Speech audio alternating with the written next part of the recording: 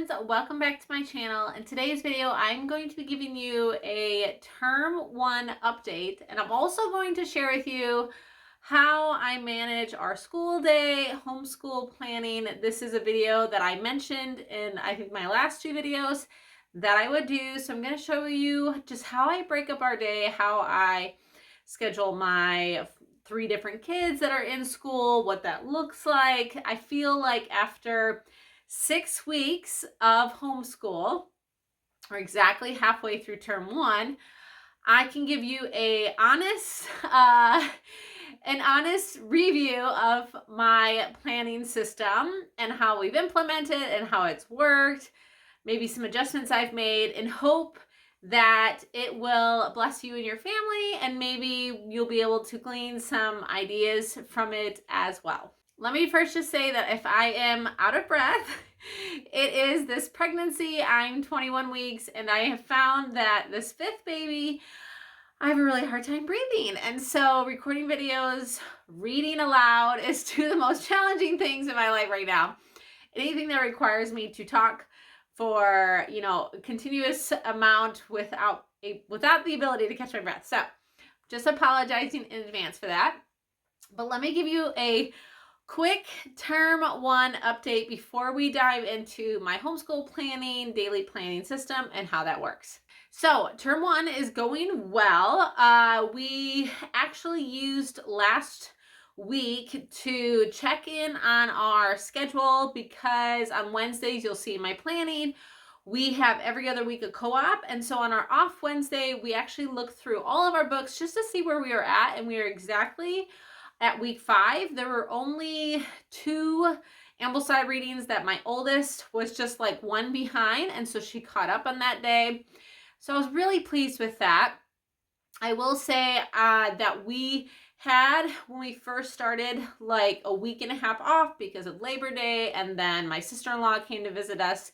So there was a little lapse, but the last few weeks we've had a regular schedule, and so it's really helped get an idea. Don't you just feel that way?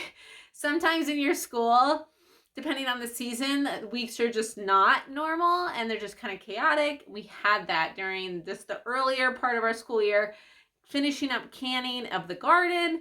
And now finally we're kind of in just a regular homeschool routine, give or take, as life comes. But it is going well. Just as a recap, if you're new to my channel, we follow a Charlotte Mason method. I mostly follow Charlotte. The Ambleside Online, I'll talk a little bit about that, my planning. And I have a 6th grader, a 4th grader, and kindergarten. And we're doing like a combination of AO, year 5, year 3, and a little bit of year 1, just to get my son's feet wet.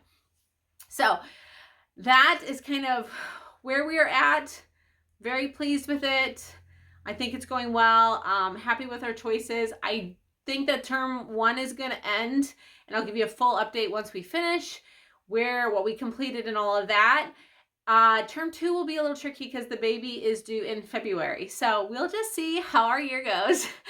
Who else is out there that's had an infant in the middle of the year? So you probably understand that we have to have, seasons come and go in your homeschool. So that is just how it is. So I'm going to show you, I'm going to flip the camera around here and walk through my homeschool planning binder. And I'm also going to share with you in a little bit our kind of like chore system too, just so you get an idea of kind of how the flow of our days. And I plan on doing a day in the life soon, so you can see like a legitimate what our current day flow looks like. So as I mentioned, I'm just going to kind of walk you through my mom homeschool binder, and then I'll show you like our daily chores. And then I also grabbed one of my kids' morning binders just so you could see kind of what it looks like for them and what that layout is. So in my binder, I have this chart, which is our timetable.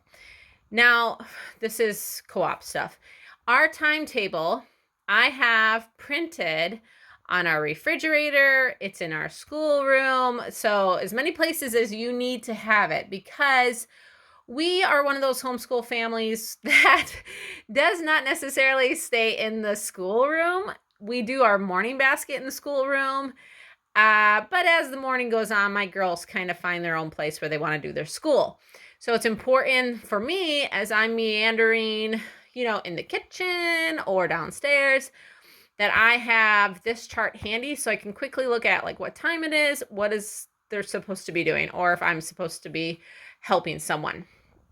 So this is how I make all of the books work. So as I said, my oldest is a year 5 Ambleside student, and then my second is year 3. We joined, started like more formal AO just 2 years ago. And so I felt like at that time, my daughter that was going into 5th grade, a lot of people said to start with year 4. So that's what I did. And that's where we're at. And I think that was a really good choice. AO does not necessarily mean grade level. And they do combine some of the upper grades. So that's my plan to do that with her when she gets a little bit older. So you can see this is how I break up her required readings. And I will mark if it's supposed to be done with me. And what I did in our timetable is if it's something that they're supposed to do with me, I make sure that I'm not overlapped. And so this does help us. It's not perfect, but it definitely does help us quite a bit. So our co-op is 6 weeks in the fall, 6 weeks in the spring, and it's every other week. So on our Wednesdays that we don't have co-op, we're just kind of catching up on some readings. We also in our co-op have off-week assignments. So like some Shakespeare, clay modeling, solfa, dance, and drill, and then their handicraft. And so we did find that we worked on those on our day off of co-op. And then I don't write the timetable out for the stuff in the later afternoon. These are just some things that we have going on as a family. So now I'm going to kind of show you what we do in our morning basket, which is also our family time. It's our group time. It's when we do things together. So I am rotating basically like 4 different things every single morning. Every morning we do Spanish. We do our catechism. We do our memory verse. They are a part of what's called a venture club at our church now. And so they all have the same memory verse for our Sunday night service. So that's just our memory passage. We read a poem basically every single day, or like a short little something depending on the book. And then you can see we're either singing like a review folk song or an old hymn or a new hymn or a new folk song. So I try to have one of those each day. And then everything else just kind of loops. And I know a lot of people do this. That's how we can do, a musician, a composer, an artist. That's how we're able to read different literatures and tales, read alouds. So no matter what this is, I'll just look at it. I'll grab my books before we get started on morning time, and then we'll just get going on it. And one thing I am really strict with is 1 hour. So I have a clock in our basement. Our morning time is 1 hour. And if we're doing like the read aloud at the end and it's getting a little bit long, because sometimes those chapters are long, I'll just stop and keep the kids on their routine because they're older and they have other things that they need to or want to get to. So this is a way that I kind of combine some of the Ambleside Online. This is not affiliated with them or anything. It's just, I use their guide and then I make it my own. So this is our term 1, and these are kind of the books or lessons that we are going through in our morning time. And so this just kind of breaks it down for us, mainly if it's like parables of nature or geography or literatures and tales. It just kind of lets me know which ones we're reading this term. And so when I'm rotating them in, the only thing I don't think we may finish in our term, our 12 weeks, is probably this was a little ambitious. These 3 read alouds. I'm hoping we'll finish Robin Hood. I think we will get to more family read alouds as winter comes and we're stuck inside, but the kids are playing outside so much, so we're not really reading in the evenings. We're not doing any extra reading. So if we're only getting 10 or 15 minutes in the morning, it's not enough to go through these 3 hefty books, right? And also because sometimes if the literature entail is a long one, sometimes they're short, but if it's a long one, then we may not even get to that in the hour. So these are the literatures and tales. These are a compilation of my year 1 and my year 3 students of things that they may have done, but I want us all to enjoy as a family. This might change in the future, but my oldest didn't have the younger years of AO, so I might rotate through these, or as she gets older and my 2-year-old joins us, I might just do what, if you've read the Morning Time book by Cindy Rollins, then you know that she excused her older students later in the morning. And so that might be something we do in the future. But for now, we're reading these all together except for Heroes. I ended up letting my year 3 read that by herself, and that's been one of her favorite books on Fridays. So that's been really helpful to refer to that. And then this is the same for all of us. So here we have like our current term hymns, folk songs, recitation, poetry. And then I just put like a cardstock. And then these are all of our review hymns, or most of them that we've learned, and review folk songs so that we can refer to these and pick the ones that we want. These are just colorthehymns.com. We did some of these as we feel like it. And then these are some poems in the back that we've also memorized and we can review. Okay, so that's everything in this folder. And then this is kind of their daily chores. I've shared this in a previous planning video. The only thing that I changed was, what I found was this year, I teach piano lessons 1 day a week. I teach them on Tuesdays, and so I found I needed to rotate our chores just a little bit so that things like freshen the bathroom and dusting, organizing the front entryway, because that's where piano lessons are in that front room, that those were done before piano lessons. So that's really the only change I made. Otherwise, this is like their morning routine, afternoon before they're like excused to go play for the day, and then things they have to do at night. So hopefully that's helpful. I have these on a Google Drive share link, so I will post both this and I will post the timetable in the description if you guys will find those to be helpful. Now, this is like the morning time folder. This is my 9-year-old, so she put some pictures in here, little cuties. That was 2 years ago, almost 2 years ago. And yeah, they just decorated these for themselves. So she has her weekly school rhythm here where they can just check off the things if they want to check off. Otherwise, at least it'll tell them what they need to do that day. So this is just a checklist form of the timetable. So they have the timetable. This is just a checklist form. If they prefer to look at it in that way, then they can. And then this is what they'll refer to.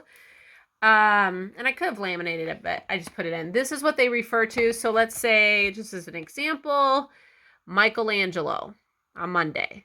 So my 9-year-old needs to read Michelangelo. This is abbreviated from the AO website. I've deleted the things we do as a family. She'll go to Michelangelo. She'll go to week 6, which I don't think she checked this off yet because she's done with this.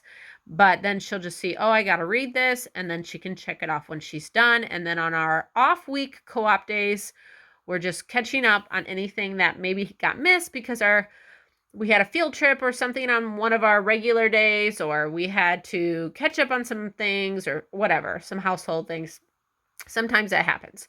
So this is very helpful for them. They follow this. We're doing a different Bible reading, and so that's why these aren't checked off. We just decided to do something different with our church, and that's fine. So I wasn't gonna like reprint it. Anyway, that is from the AO website, and then I've just changed it a little bit. And then we have the Pledge of Allegiance, and then these are their current hymns and folk songs and poems, and then they have here their old recitations, their old folk songs, and their old hymns. so that as a family, we can easily just go to that, pick the one that we're singing, and that's everything. We don't really have a lot in our morning time folders. My oldest has one that's pretty much the same. My kindergartner has one, but my kindergartner doesn't read yet. And so he has one, but it's not like he's really using it. I will add one thing for my 5-year-old. He's mainly just doing, over the last 6 weeks, we have found he's really just doing his reading lesson. We're using 100 lessons to read, his math with Matthew C, and then his copybook from Simply Charlotte Mason. We have read a few times, but he's only 5 years old, and so I wasn't sure how he'd do trying to sit down and do year 1 in Ambleside, and I have found that he's definitely just still playing a lot. He's still a little guy, and so we might just revisit year 1. We've done a couple of the readings, and he has a checklist too, but for sure he's doing these 3, and I'm really happy with that, and I feel like he's on like lesson 38 of 100, and he's catching on really well, and he loves math. So, and then this is just more work, copy work, which he's done in the past. So anyway, that's a little update on my kindergartner for the term as well, since I didn't really talk about him before. So that is our planning system. I hope this video was helpful. If it was, then give it a thumbs up. And I have other videos that you might find helpful. Just check out the homeschool playlist. That is where I track all of our homeschool videos. I appreciate you guys so much here on my channel. It's been really just wonderful to be able to share our homeschool journey with each of you over the last few years. So thanks so much. I'll see you guys in our next video. Bye.